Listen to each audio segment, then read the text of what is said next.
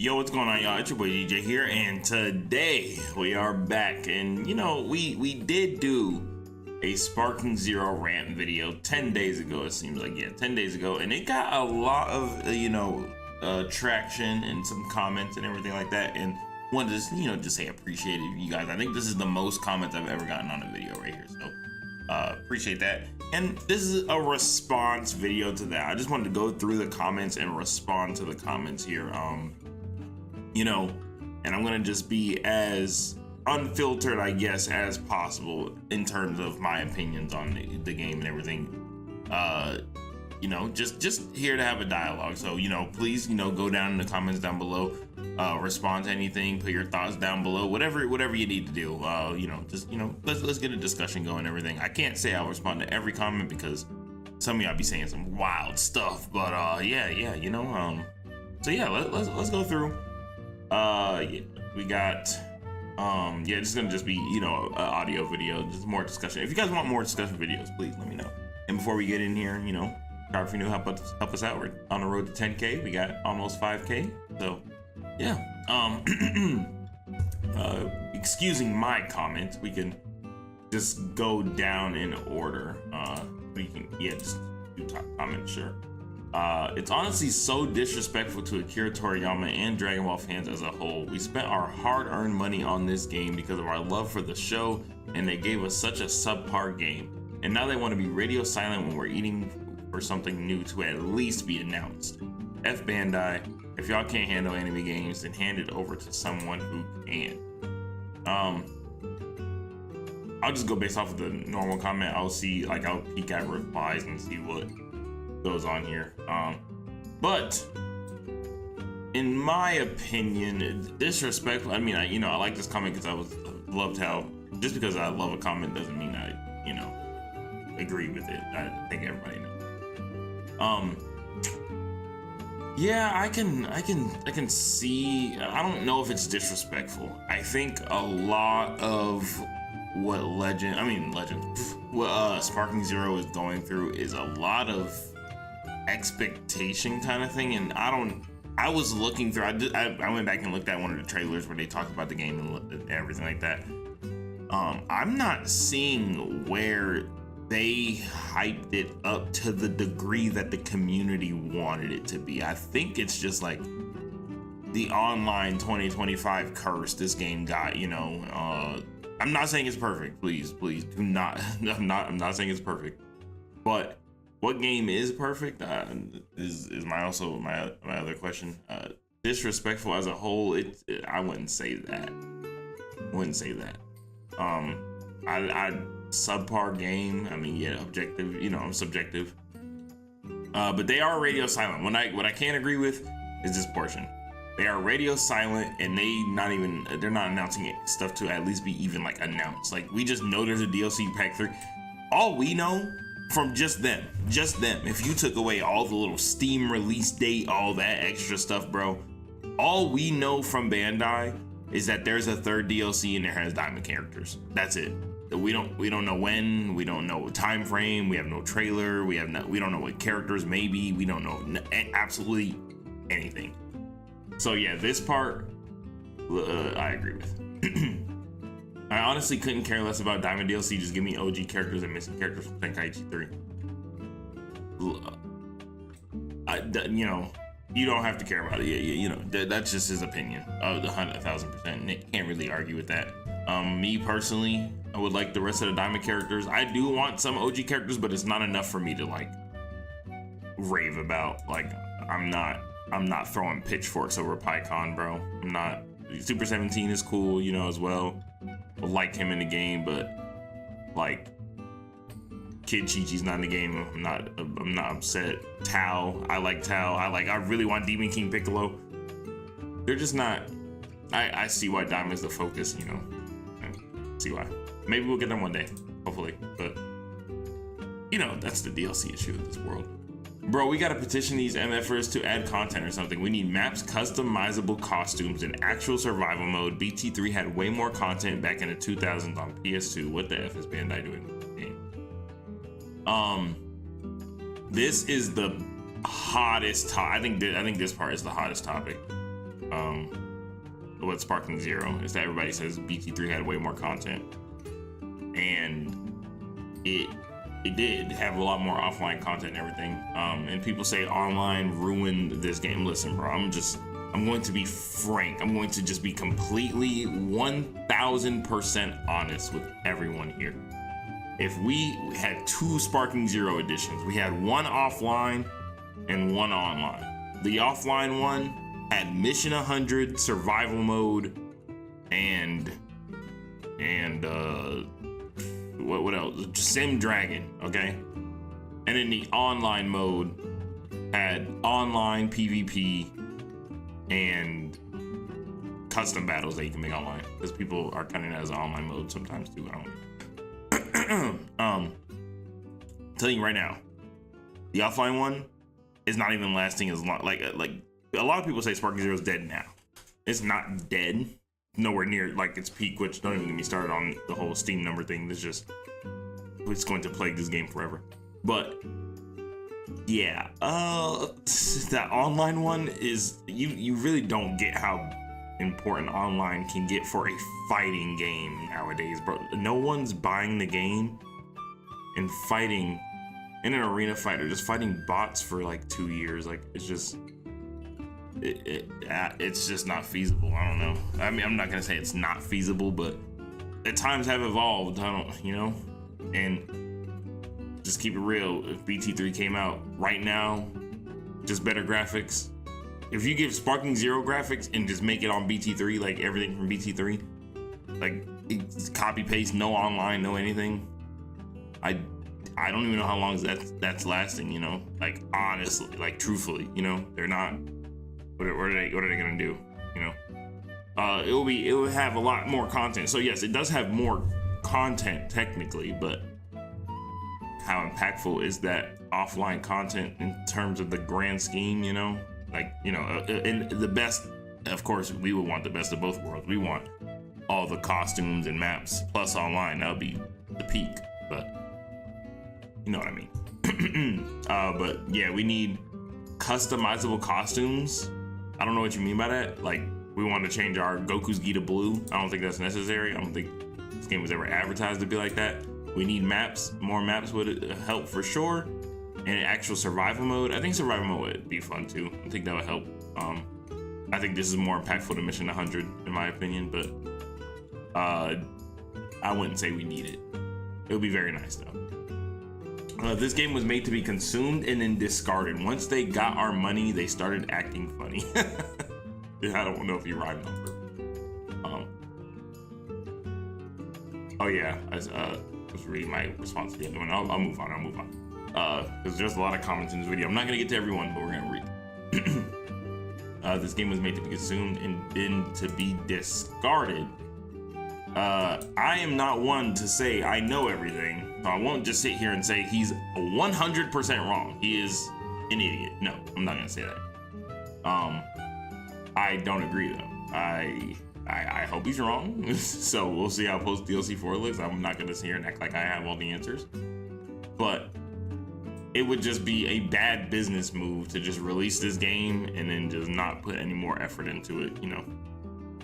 I don't see it happening, especially like, and a lot of people will say the Sparking 02 thing. We'll probably get to that comment down below, but somewhere. But listen, why would you? And how expensive games are way more expensive now. And it doesn't even matter. Why would you release a game and be like, yeah, we're not gonna put as much effort in this one, and people are gonna get upset, And then you release the game in the upset state. Everybody's upset. And then you say, oh yeah, guys, we're releasing Sparking 02. They don't want to buy Sparking 02 because they trusted you with the first one and you flopped it. So for all the people who are saying, oh yeah, they're gonna just focus on Sparking 02, you have to succeed with Sparking 01. If all of you guys hate Sparking 01, why would you put any faith in Sparking 02? It doesn't make any sense. I don't. You just wouldn't. From a casual consumer perspective, you wouldn't do that. Especially if a game came out relatively after. You wouldn't be like, oh well, game barely got any updates, and I didn't even like the first one like that. So why would I put oh my god. Anyways, I'm telling you, not getting the DLC is one thing, but not getting any sort of screenshots, mini teaser trailers, or at very least a release date is very telling. Makes me extremely less likely to purchase any future DLC season passes if they get treated like this. Yeah, I 1000% agree with this. I have nothing to disagree with. The DLC timing is one thing, which we can, you can have a discussion about, but not getting any feedback, like nothing, like I said, Bandai themselves, if we just went off of what they gave us, we just know there's a DLC 3. That is literally it. It's not good. It's not good, bro. The game is about to be coming up on a year old, and you just need a little bit more communication on that. And that's the same with the other DLCs. We didn't know anything about the other DLCs until they dropped the trailer and said, hey, you're gonna have it in 2 days. That's not good. I don't like that business model. I disagree with it. So yeah, I agree. They better be adding maps and new CPU difficulty options and stuff that's gonna blow us away in this next DLC, because this is insane. I look every single day for this new DLC to come out, because Sparking is my favorite fighting game, but nothing I really don't understand. I'm starting to feel like Bandai or whoever is in charge really don't care about the fans at all or the game. I think they care about the fans. I think adding some things a little quicker would show that they show more care for the fans, because they did changes like equal health and everything, and you guys were crying about that, even though it didn't make any sense. But they did it for you guys. But yeah, I think they care about the fans. I think it's just for the content stuff. Yeah, they have shown a lack of understanding on how much people really want that, or if they do understand, they have not acted on it. Very, very interesting. Very, very, very interesting. But new maps would be nice. New CPU difficulty. I think adjusting the CPU, because I think most people don't know this, because they don't give custom battle as much of a chance, or the ones that they've played don't they don't make them correct. But honestly, the CPU in custom battle can be very difficult, and I think that's the difficulty that people are looking for. But they need to make it a normal option in PvP, like in offline. I agree with that. And I heard that they don't even transform or something like that too. Yeah, they gotta, for the offline folk that who likes to do CPU stuff, they do have an option for it right now, but it needs to be like accessible. Like you can make it more simplistic. I shouldn't have to go in the custom battle and juice my CPU up. You don't even have to juice them up. Even if it feels like a normal one-on-one, they can be pretty, you can make them pretty challenging and stuff. But yeah, new CPU difficulty options would help. So, and then also, yeah, this part, I want stuff that's gonna blow us away in the next DLC, because this is insane. This is like setting yourself up for expectations. This is exactly what happened before the game came out. And I think this is also what happens too. It's a 50-50 split. Not even 50-50, but it's not fully Bandai's fault. I'm not gonna say right now for the DLC situation, I'm not gonna say it's 1000% Bandai, the community's fault for getting their expectations up off of nothing, like usually, with like even like the mobile game setup with Dokkan and them. But it is a portion of their fault. It is a portion of the company's fault. Why? Because two things. One, we know there's a survey. We know that we did a survey in the beginning of the year. We know we told them what we want. We know that they cared to ask us and make us do a survey. But we also know that they have released no news about these DLC, like nothing. We're going on blind. So we're hoping that they implement the things that we asked for, considering, I don't know, you asked for a survey and it's been it's coming up on a year. So yeah, it's not just the community's fault. I'm not gonna blame the community for high expectations randomly, because you would hope that you didn't do a survey for no reason, just to do balance all the time. But I also it's not. It's a 50-50 thing. But I would try to stray away from getting your expectations too high. If you want the DLC to be something that you have nothing's pointing to it to be like that besides the survey. Survey is not enough to be like, yeah, they're gonna add this, I wouldn't do that. When I saw the delay for the DLC, I knew it said, when I saw the delay for the DLC, I knew it was September. They waited for the last month of Diamond DLC 1, and I knew it was gonna be the same. We still don't got the English dub for Diamond DLC 1. We don't. And I don't use them mainly because of that personally. Sorry. I love Sparking Like You and Stop think it's great, but Bandai gotta get it together. Yeah, they gotta, I just said they gotta put in more effort. Yeah, honestly, just communication effort, and them still not having English dub voices is a little strange, We even got the Shallot update and they didn't update them for Shallot. Weird. Genuinely surprised. I think generally, I don't know which one you want to do, but generally surprised people still play this game. Comments like this, I don't even know what you add to the conversation. You're surprised people play a game that they paid for. It's not even a year old. This is what I mean. The hate train for Sparking, it's gone, bro. That thing's gone. We're either getting way more in this next update or we're finishing the DLC and that will be it. Yeah, that would be a very sad timeline. We're getting way more in this next update or we're finishing the DLC and that'll be it. I see a world where we get a normal character pack and they continue to support the game. I think that's very possible. Game, you gotta remember, the online community, wow, everybody is hate training, and I think, people commenting on the game and everything like that. This is a small portion of players. Very small. Think about it. My 235 comments right here, this is already a small portion of the people who are still left playing the game now. And then even the total, if you had someone like Rhyme Style drop a discussion video and he got 20,000 comments on the video about Sparking, that still is just a small portion of the player. It's just not, not everybody who plays the game consumes the content. Read that one. I blame the behind the scenes stuff for what's going on post launch. Too many legal disputes, deadlines, demands, and everything else under the sun Spike has to deal with from Bandai, and Shueisha business always comes first. SMH. Yeah, I'm not sure about I don't know all the nitty gritty details about the legal stuff, but it definitely could be playing a part. I don't see how increasing the marketing in DLC is going to benefit the players when they are already aware of the DLC coming out. All it's going to do is spend excess money on marketing instead of actually investing it into the game for players to enjoy. Players just need to be patient and wait throughout the release window. We literally got a whole game patch and a random character drop 2 months ago.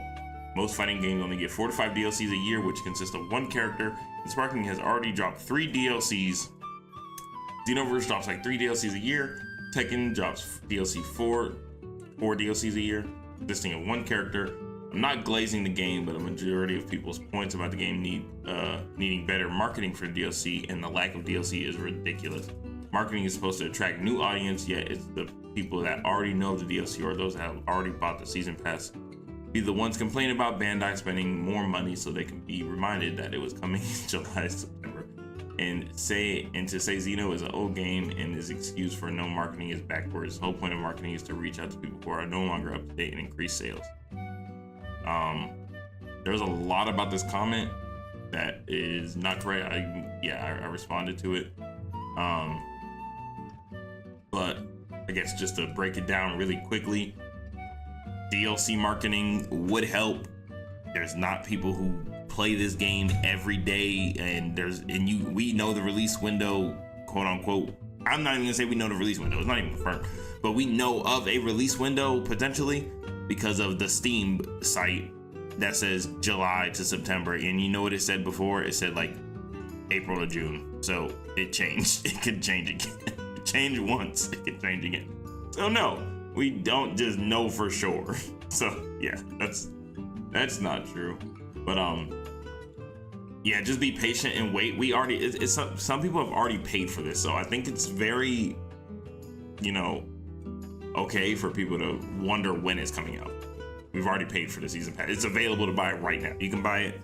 And just to want some news on it after almost a year is completely okay. Most fighting games get 4 to 5 DLCs a year, which consists of 1 character.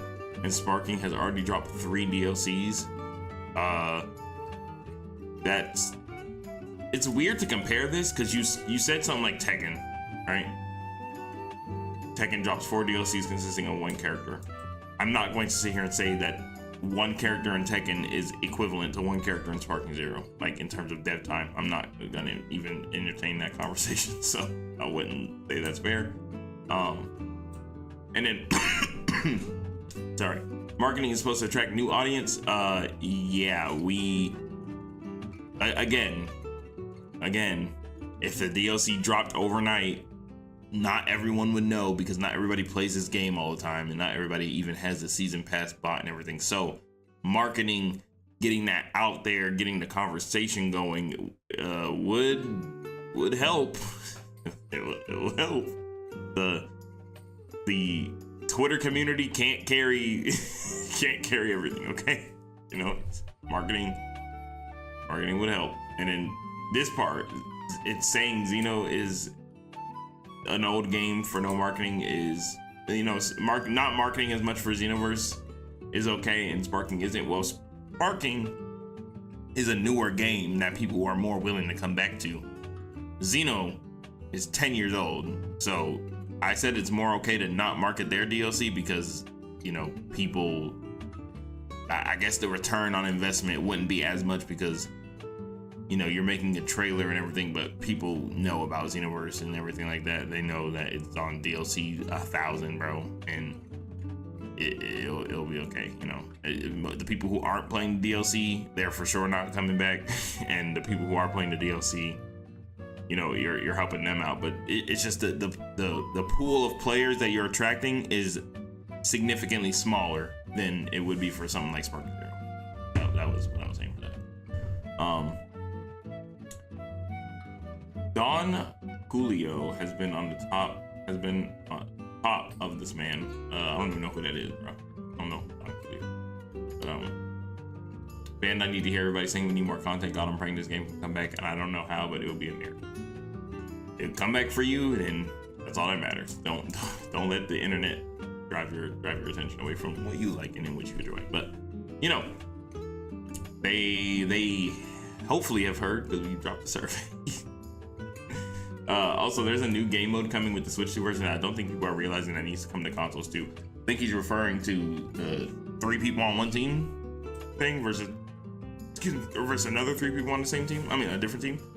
Yeah, if that doesn't come to consoles, that's a problem. That's just, at the end of the day, I think game modes like that would really help Sparking Zero. So if you add it into the Switch version, not the console versions or the PC version, little issue. You can tell they don't care. Never did really. I wouldn't say that, but you know, in terms of marketing right now, and it's nowhere near. They don't care nowhere near as much as they did when the game first dropped. In between release and DLC 1, yeah, they were on it, but they're not on it anymore. I want more customization, new outfits, interchangeable supers and ultimates within the character's capabilities, GT storyline for single player, new what ifs, and new stages. You want more customization, fair. I don't know what you mean by that though. If you mean blue Goku gi, like changing the color of it, not fair anymore. But if you want more outfits and stuff, no, you said new outfits right here. So customization, I don't know what you mean by that. If you want like a halo on every character, I mean, that's fair. You want blue Goku gi, or like if you want to change Goku's gi to purple, orange, green, red, like I think you're new game, new outfits, sure, they're very, very good. Interchangeable supers and ultimates within the character's capabilities. I think they can do this. I want them to do this. I think they can do it. Will they do it? Probably not. This is probably another game. Like if they, I don't know. GT storyline for single player, DLC or I don't even know if they would do that, bro. I don't know. I gotta see them do a story DLC first, but that sounds like a different game. New What Ifs. Sounds like a new game, maybe. Like, they could. Sounds like a new game. New stages, definitely can happen. I get most people don't keep up, but Bandai slashed half its employees into this awful box rooms trying to make them quit. It's 2024 April. Nothing Sparking Zero sells is gonna save Bandai's basically crumbling into trash last year. Crumbled into trash last year. I have no idea what he's talking about. I'm not saying he's wrong. I just don't know I don't have any information about it, so I'm not gonna comment on it. But if it's true, then yeah. The way the game is, it won't last 2 years. Tenkaichi was always an offline sandbox Dragon Ball fighting game first. Obviously, the communication needs to be up to par because it's been non-existent. But to say adding more offline content, i.e. maps, costumes, cosmetics, missions, modes, and so on, shouldn't be the top priority is exactly why this game is dying today. This ain't fighters. Tenkaichi, this ain't fighters. Tenkaichi, again, was a Dragon Ball fighting sandbox game first, which initially was completely offline. In the past, that's where they put all their priorities into because they had to. Majority of the player base don't care about offline and never had after the first week. To save any bit of relevance to this game, communication won't be enough simply. They dropped the ball too hard on the initial one to release and turning this game into a more competitive type one, also restricting many other community because again, it's not what they care for or what Tenkaichi was ever about. Longevity wise, you must add the offline content. that was a mouthful. That was a mouthful. So it won't last 2 years. Tenkaichi is always an offline sandbox Dragon Ball fighting game first. Listen. This thing. I don't know why it's not 17 years ago, bro. I'm just gonna keep real with you, bro. Y'all know y'all not buying fighting games like this just to play offline. Like it won't last. It just only offline. It was always an offline game first, and then the online just like comes like. So you would rather just have piss poor or little to no online content like at all? I just don't see. And then I said, you know, maps, costumes, cosmetics, missions, modes, and so on. Modes, new online. I think new online. I think. All right. First off, I would rather them add a new mode that appeals to both online and offline, and then just to add an offline. For example, Mission 100. I don't think it's as impactful as many of you guys think. Yes, it will add time to play, but it won't be. It's like a time bomb. Okay, they add Mission 100 tomorrow. The game isn't all of a sudden this just peak. Oh yeah, you know, guys, we were lied to at first, but they came and redeemed themselves, and now Sparking Zero is top 1. No, not that doesn't happen. Okay, maybe it's a stacking thing. Okay, we add the maps. Okay, now we got more maps and we got Mission 100.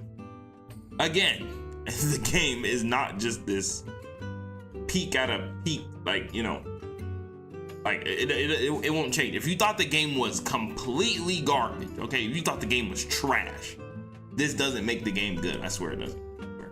Cosmetics, more costumes, same thing with that. Like, you're not, like, if the game is bad to you, like, you gotta really understand this. If you think the game is bad, you get on it and you play it and you're like, I don't like this game. Goku with a different gi is not going to just make you say, oh, you know what? Yeah, this game actually kind of valid, bro. Like, I actually enjoyed it. Or you now are standing on Planet Tuffle instead of Planet Namek, and now you're just like, actually, yeah, this game kind of good. This game, when Xenoverse was dropping, right? Nobody was like, you know, it adds to the experience. I'm not saying it doesn't add to the experience, but that's just the thing. It has to add to the experience that you already enjoy. You have to enjoy the base experience. You know, you have to like the base experience. And a lot of you guys are saying it's trash and garbage and stuff because you don't like it. So if you do like it, this is not even for you. But for the people who claim that this game is just completely dead and nobody likes it and it's trash and it was let down and this, that, bro, I'm sorry, Goku with his End of ZG is not saving it for you if you don't enjoy what, you know, the base thing is. Planet Tough was not doing it. Like in Xenoverse, when we were playing and then they dropped the first DLC and they added the Universe 6 tournament map, that was not just the selling point. Guys, we got the new map and now the game's at a peak different era, you know? It's just, you know, I will, you know, I'm not saying it doesn't matter at all, but it's not as crucial as people try to make it out to be. Top priority, like, I'm sorry, I don't think Mission 100 is not shouldn't be top priority. It's not gonna do enough. Modes, I think this should be top priority. Yeah, you know, adding a way for people to play with co-op modes kind of thing, or adding that Legendary Warrior face-off for you know, and people could do that together and keeping that in rotation a little bit more. That would be great. You know, the teammate thing, so you can have people on the same team. This is a online kind of world we're living in now, where people have way more access to it. People play online more, so and frankly, people don't like to always fight their friends, bro. So to put them on the same team I think people would love it, bro. People love it. So I think this is a top priority for sure. And then these would help for sure, but I don't think they're like as crucial as we're putting on. But this ain't fighters. I'll just mention this now because I don't know how much. Yeah, we're about 30 minutes. I'll go for probably like 10, 15 more minutes. But listen, fighters. Why do we give it a pass? Listen, I'm not a fighters hater. I'm not. And it might sound like it after I do this, but I'm not doing it. I'm just using it as a comparison. Fighters gets no criticism for the exact same thing Sparking Zero does. It's very confusing. No maps. We will sit here and cry to the mountain lords, to the great gods above about Sparking Zero maps. Fighters don't have a lot of maps.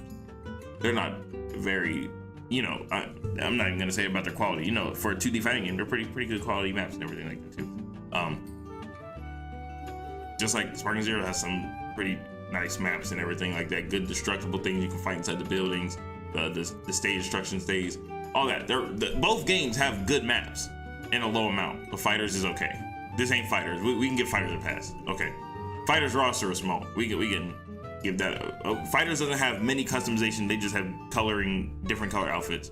And Sparking Zero has different outfits you can put on. You know, interchangeable.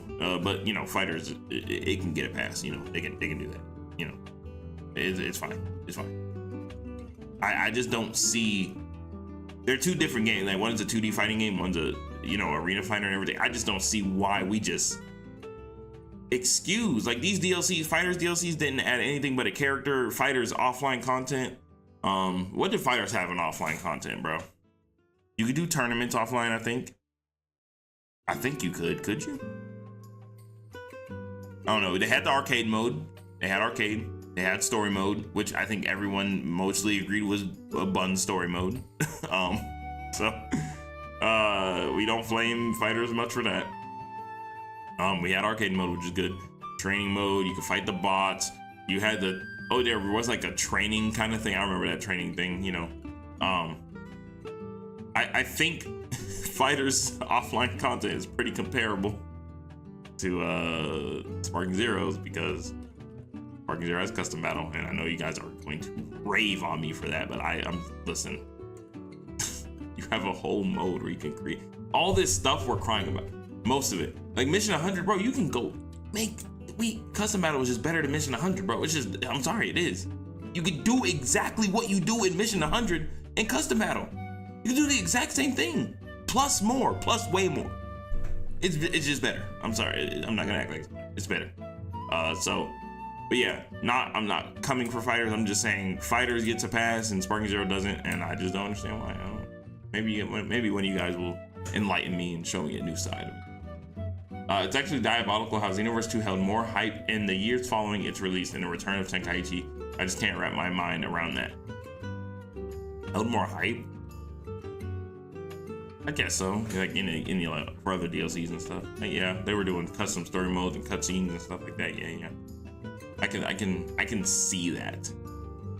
I can see that. but I'm actually not surprised. The internet is a negative place now. Let Sparking Zero come out 10 years before, bro. Y'all not raving. Y'all not going crazy. Y'all not about to blame me. How y'all doing? Y'all have become some hawks, okay? y'all go anything. I promise you that most of their devs have been moved to making Sparking Zero 2 and that they left the skeleton crew for DLC in the current game. I don't even agree with that, not even the slightest. I'm sorry. I hope I'm not proven wrong. I hope we don't come back to this video and say, yeah, that aged like milk.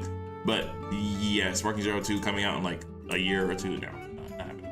I need it now, man. Yeah, it would be nice. It would be nice. At this point, it honestly feels like they somehow didn't expect the game to do well, probably because they did the bare minimum to make the game serviceable for launch. So they spread out the DLC extremely far apart with hopes that few people would buy it. I don't even know. Does that make sense? They spread the DLC out extremely far apart with hopes that few people will buy it. Why would you even waste time on a DLC that you think people won't buy? That don't even make sense. Xenoverse 2 actually had a fairly consistent DLC release schedule for a few years. It did. Every year it got slower and slower, but I assume that's mostly because Dimps probably only had a very small team left on the game. Yeah, Xenoverse 2 was pretty consistent with DLCs. They left us teaser trailers. They kept us updated for the first couple of years. You know, Xenoverse 2 could. They could, for sure. They didn't expect the game to do well. I don't know. It did do well. Back at it with the Unleashed OST. Yes, sir. You know, Sonic Unleashed, the best Sonic game. How crazy would it be if the reason why it was taking so long is because they're adding characters that didn't make it to Sparking? That would be something, but sadly, most likely isn't the case. I don't even think it would change the landscape of anything, bro. They add this next DLC comes out with Super 17, Tao, and Demon King Piccolo. W. We love it. The people who hate it, they don't got any reason to not hate it anymore. They're just gonna hate it. My biggest complaint since their very first update this game ever dropped is, why do CPUs never transform anymore? Yeah, that was that. I haven't noticed that because I don't play the CPU just like purely CPU. I do custom battles and I do force them to transform and stuff for my custom battles. So yeah, they're not transforming. It's a little strange. I noticed that in Xenoverse 2 as well when I played throughout the years. You know, it's funny. It's funny to see how people are like very in tune with certain things. Like on Xenoverse 2. My funny thing that I do every time a Xenoverse 2 update comes out, on Xbox specifically, because I don't have it on any other system, I play Super Saiyan 4 Goku versus Super 17, and you have to pick Super Saiyan 4 Goku specifically, and I see if they've ever fixed their dialogue, because they have dialogue when you put them up against each other, but for some reason, if you pick Goku, you don't hear it, and you used to like years ago, but now you don't anymore. So I'm like, oh, I wonder if they'll ever fix it, but they haven't. They don't know that's perfect, bro. Yep. And where is Super 17? Main question, bro. Hopefully he's he's somewhere getting cooked up, bro. Let's hope. Honestly, I hope it's because they're adding stages. If that would be bad if they don't add stage, bro. I'm sorry. They gotta add it. The superheroes DLC not even having a stage was bad. If they had Diamond Super Saiyan 4 Goku and that trailer is on Rocky Land. It's gonna show a lack of understanding and care from the fans, and that's not good. As someone that bought only the base game, I'm not giving them any more of my money for anything. This game feels like a $40-$50-ish game because of how bare bones it is. I may not be a developer, but come on, this is Dragon Ball. This is honestly a definition of a cash grab. I'm pissed I spent $70, so I bet so many other people are even more pissed because they're buying DLC that's effing overpriced. I think the base DLC, I was seeing the normal price of those, and I was like, whoa, that's crazy. Without the season pass, yeah, they were low. I don't regret spending my money. I can't make people not regret spending their money. You know, just I'm sorry that you feel that way. Definition of a cash grab. I can't agree with that. I can't agree with that, but I understand if there's some things that you wanted in the game that are not, and it is sensitive. As someone who doesn't play the game nearly as much as you, bro, I feel like it's been delayed like an MF and all I want is SS3 Vegeta. Bro just wants Super Saiyan 3 Vegeta, bro. I gotta like it. The sad part is this game will probably end up like Storm Connections, one season pass worth of DLC characters and costumes. Then the game will be dropped. We ain't even get the costume. At least Storm Connections had a free update with each DLC that added some free content on top of the paid stuff. Did they add free stuff? I'm pretty sure you had to pay for everything. I think you just logged on to the game and just got stuff. No, I don't think they did that. They might have. I don't think they did that. Don't get me wrong, I love the characters and the 1 or 2 costumes we get, but like there's so many costumes that can get added through costume DLC packs, free updates, etc. Heck, the accessory system is also super bare bones along with the map selection, both of which haven't been touched since launch. Not to also mention that for some reason they advertise modifiable movesets and cut. Did they do this? Okay, right here. Did they advertise modifiable movesets or customization? Because when the game, before it came out, I really wanted modifiable movesets from Raging Blast. I didn't. It came from a place of pure want. I had nothing to be like, oh yeah, they're gonna do it. I think the only thing I saw was when Rhymestyle and them played Custom Out and they said technique options. And I was like, ooh, but it was wrong. It was just so you can block the shoot. So I don't think they advertised it. I think this is just a bland case of like, you expected something that like you just wanted. And when you didn't get it, you were upset. There was no reason to actually expect it. Or customization. Did Tank IG3 have it? I'm trying to remember, bro. I know Raging Blast had both of these, so if we're going off of like, oh, I thought it would have it because Raging Blast had it. This is a Tank IG sequel and everything like that. I don't know about that. And they were kind of comparing it to BT3 a lot, but I'm not sure. Did they? I don't ever see. No, I don't. Base game. I don't know if that is. And what do we get? 2 costumes that change and 2 costumes that change 1 move in the character's moveset, which is required. The Ultimate Edition, and 1 was the base game. For the auras, we have 1 customizable aura that is paid DLC. I think everything, your whole comment stretches off. Oh yeah, besides the character roster is really lacking content, I feel like we're gonna have to rely on some modders to fix all of that and make the game. Modders will always do more. Like, and then you know the thing about modders, let's just talk about this. I think a lot of people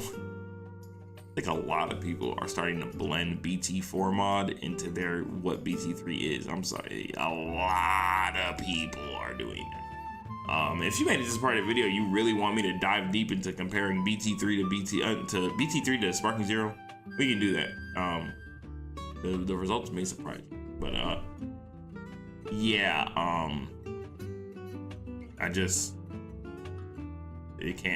you cannot make this game Storm Connections. Storm Connections might be my most disappointing anime game ever. That don't. The base game of this game already clears this in like 20 different ways for me, bro. So like we can't kill it off like we killed the game. For how long are they coming back? Think about longevity. Yeah, so add nothing at all makes sense. I think I responded to this. Yeah. According to priority. I'm not saying don't add anything at all. That would be idiotic. Game after honeymoon phase dipped real fast. It was never good to begin with, and Bandai doesn't care much. Maybe the devs do, but Bandai, I don't agree. But you know, if you never thought it was good, right here. Let's keep it real. Was never good to begin with. Right here. If you have this thought process, there's nothing they can add, like in a logical mindset that would change your like, you know, the things that people are talking about. You can't say it was never good to begin with and then say, oh, just add a map. That's not how it works. You still won't enjoy the game, bro. Like, you have to enjoy the gameplay of it, like bare minimum. It's been whispered around, but it's becoming more clear that Bandai is trying to kill Dragon Ball. Wow, that would be dumb. Scoot, that would be very dumb. I'll wait for a total conversion made by the community, like the Budokai Tenkaichi 4 mod. That is the only way this game will shine.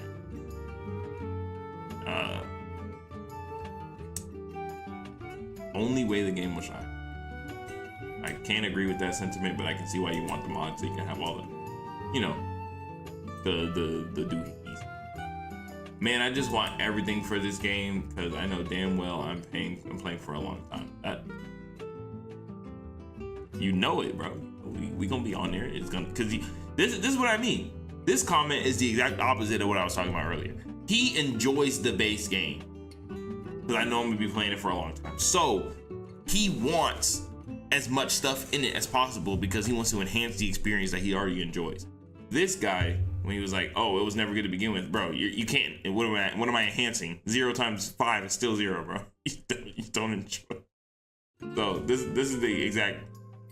I think these two comments are just like the complete opposite of each other, and they illustrate perfectly what else. 45 minutes of talking. Let's do a few more. Also, Xenoverse 2 Future Saga Pack 2 came out in November of last year instead of not released Future Saga Pack 3. Yeah, they released Diamond Pack and nothing else. I honestly, Xenoverse is a whole different conversation with their DLC things. But I don't even know why they announced a full set of Future Saga DLCs, but you're gonna release them so like sparingly. Like it's gonna take like 3 years to finish them. That not a good idea. But keep it on topic. Even the fans are doing better games than this. I feel like this comment comes from Hyper Dragon Ball Z. I feel like this comment is coming from Hyper Dragon Ball Z, and this is just what we call agenda pushing to make sure I'm hating on everything. And I don't like the setup, bro. Like I'm not even saying Hyper Dragon Ball Z is bad or anything. Or I haven't played it. It looks like a really fun and good game, but even if you think it is better, sure. But you see the point he's trying to illustrate. He's trying to say, like, damn, bro. They suck. They can't make a game at all. Even the fans can do that. You know what I mean? He's trying to do that. That's just too much. Wait, no way. Bandai is holding back DLC characters from their single purchase game to funnel players to their money grab microtransactions. What the hell are we talking about? No wonder why it feels like all the hype died as soon as the game came out. The marketing team cooked up when it came to promoting the game before it came out. I watched every single one of those to see who's in the roster, and on top of the hype of seeing the movie characters and more, you can't top that. But it makes sense on now why the hype is gone, because they just went and fired the best team they had. I can't believe I went this long without realizing that either. Yeah, I am. they laughed. The marketing team thing, bro. I don't know how you cook up marketing that much. It's like 1,000 point. Like you had a 10 out of 10 marketing team, and I'm not expecting it to be 10 out of 10 marketing after the game comes out, like a year after. No. Like that guy said earlier, you know, why would you spend all the resources on that? I didn't agree with his full sentiment there, but you wouldn't do it to this degree. But to just go from 100 to nothing is quite insane. This game sucks. If they wanted to release a stage, they should have done it coinciding with the superhero DLC. I say BT3 is way better than Spark Zero, despite being 17 years old, and the character selection is way better, colorful, and all the characters have a move that can be used for a beam struggle. Now we're lying. Comments like, are we rage baiting? I know rage baiting is very popular. This is a rage bait comment. We're just lying. I'm not saying this part is lying. Like if you think the game sucks and you think BT3 is better, sure. I don't, opinion. The character selection is way better. Opinion, sure. Can't argue what your opinion is. Colorful? That's debatable. I'm not, I don't know about that. All characters have a move that can be used for a beam struggle. That is, why are we lying? What got you to get on here and lie, bro? What happened with the server they had? Your guess is as good as mine, buddy. Is that what I said? Yup. Oh my God. And this will be our last one. Which the CPU would be smart enough to transform mid-battle and was actually difficult on the super difficulty. I remember during the first few days, the CPU did sometimes, but now it's rare. Yeah, that's an interesting thing. Hopefully they would fix that, but yeah, I'm not too sure about the CPU thing. But yeah, that's a few comments. As you can see here, we have a lot more. This could be like a whole nother video to just go back on the rest of the comments, because there is so many on this video. But if you guys want me to do that, please let me know in the comments down below if you guys want a part 2 response video to these comments, just talking about the game. We're waiting on DLC 3, bro. We'll get it eventually, bro.